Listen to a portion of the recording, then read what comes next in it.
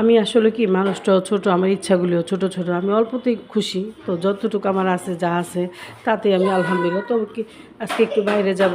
তো hello everyone, আসসালামু আলাইকুম। সবাই কেমন আছেন? আলহামদুলিল্লাহ আমরাও আছি ভালো। তো একটু যাইতেছি বাইরে। তো কেন গেলাম, কি করলাম সেটা আপনাদের পুরোটা দেখতে পারবেন আগে এর পরের ভিডিওতে। তো আজকে সব ভিডিও শেয়ার করতে পারবো না, বাসায় মেহমান আসছে। তো তাদেরকে খেয়ে যাইতেছি, নাস্তা পানি খাওয়াই একটু শর্টকাট দিয়ে তারপর যাইতেছি, যা তারা আছে আপনাদের ভাইয়ার। তো যে কাজটাতে গেছিলাম সেই কাজটা অবশ্যই আলহামদুলিল্লাহ হয়ে গেছে। তো অনেক দিন পর আমার একটা মনের আশা পূর্ণ হয়েছে, মানে একটা ইচ্ছে বা শখ পূর্ণ করলাম আর কি। তো যাই হোক, আপনাদের ভাইয়া কিনে দিল। তো সেটা পরের ভিডিওতে শেয়ার করব। তো এই তো আসলাম সেই খুশিতে মিষ্টি নিতে। তো মিষ্টিটা নিয়ে এখন আমরা বাসায় যাব। তো দেবরের ছেলে আসার কথা, সে আসছে। তো তাকে নাস্তা পানি দিয়ে তারপরে গেলাম আর কি।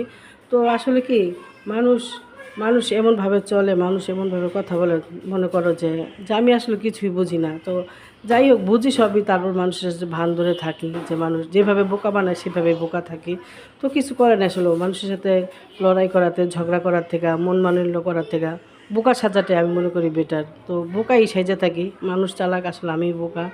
তো তোমাদের সাথে দেখা অনেক সময় হয় না যে আমি এই কাজটা করলাম, যে তার কাছে ভালো লাগে, একজনের কাছে ভালো লাগলো, পরিবারের হোক বা আত্মীয় স্বজন হোক, যাই হোক, কিন্তু দেখা যায় সে যেটা করছে সেটা অনেক ভালো। তো এরকম করলে আসলে অনেক সময় খারাপ লাগে, মনে অনেক কষ্ট লাগে। তো কিছু আসলে করার নাই। তো যাই হোক, অনেক কিছু নিয়েই মানুষের দুনিয়াদারিতে থাকতে হয়, করতে হয়, বাস্তবতা মেনে নিতে হয়। তো এই তো বাসায় চলে আসছি। তো মিষ্টি তো এখনও খায় না, মিষ্টি এখন খাবে না, ঠান্ডা হলে খাবে। তো এখন এই আম কাটছি আর মালটা কাটছি, সেই মালটা খাবো। তো এখানে সবাই আছে। তো উনি বাসা থাকলে আমাদের খাওয়া দাওয়ার একটু একটু বেশি থাকে, বেশি নাস্তা পানির আয়োজনটা থাকে, কারণ উনি আবার এইসব জিনিসগুলি পছন্দ করে বেশি, যার কারণে এগুলি আয়োজন করতে হয়। তো আপনাদের ভাইয়া বাসা থাকলে ওনার ভাজা পোড়াটা বা অন্য কিছু ভালো লাগে। তো গতকালকে আমি এক আপুর ভিডিওতে দেখছি পোয়া পিঠা বানানো।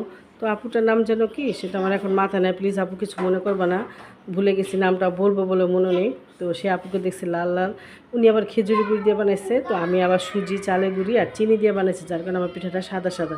তো সে আপুর পিঠা দেখে আমারও পিঠা খাইতে ইচ্ছা করছে, যার কারণে আমিও পিঠা বানালাম। তো এখন কিন্তু ঠান্ডা ঠান্ডা ওয়েদার, প্রতিদিন একটু বাতাস ছাড়তেছে, আর আজকে তো সারাদিনই বৃষ্টি ছিল, যার কারণে পিঠার আয়োজনটাই করলাম। আর এই পিঠাটা তোমাদের ভাইয়ার অনেক পছন্দ, যার কারণে বানাই। আর পিঠা আমার ঘরে সবারই অনেক পছন্দ। এই যে যতটুকু চালের গুঁড়ি নিছি, একটা পিঠাও ছিল না, একটা একটা বানাইছে, একটা একটা সবাই খাইছে, আমিও খাইছি, খুব ভালো লাগছে। গরম গরম পোয়া পিঠা আসলে খুবই ভালো লাগে, তেলের পিঠার মতো স্বাদ আমার কাছে আর কোনো পিঠাই লাগে না।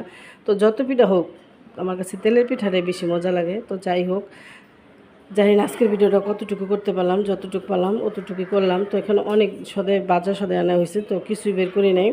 তো আর পিঠাটা না এত সুন্দর হয়েছিল, যা বলার ভাষা নাই। তো আমার আবার তেলের পিঠাটাই বানাতে খুব ভালো লাগে, কারণ ঝামেলা কম, এই কারণে এটি আমার ভালো লাগে। আর এটা আমার বাচ্চারাও খায়, আমিও খাই, যার কারণে। আর আমি একটা জিনিস চেষ্টা করি, যেটা আমার বাচ্চা বা আমার স্বামী যেটা পছন্দ করে আমি সেটা করতে চেষ্টা করি। আমি নিজের পছন্দ মতো কিছুই করতে ইচ্ছা করে না আমার, কারণ আমি যেটা ভালোভাবে যদি সেটা বানালাম, সেটা বাচ্চারা খাইলো না, ভালো ঘরের লোক খেলো না, তাহলে তো হয় না। আসলে সবার যেটা পছন্দ সেটা আমারও পছন্দ। এই তো এখানে দেবতা ছেলে আসছে, ও বসে বসে মোবাইল টিপতেছে, আর ওর জ্যাঠা আম আছে, সেই আমগুলি বের করলাম, তো আমগুলি ঢাইলা রাখলাম। তো এই তো এখানে ও বসে বসে মোবাইল দেখতেছে।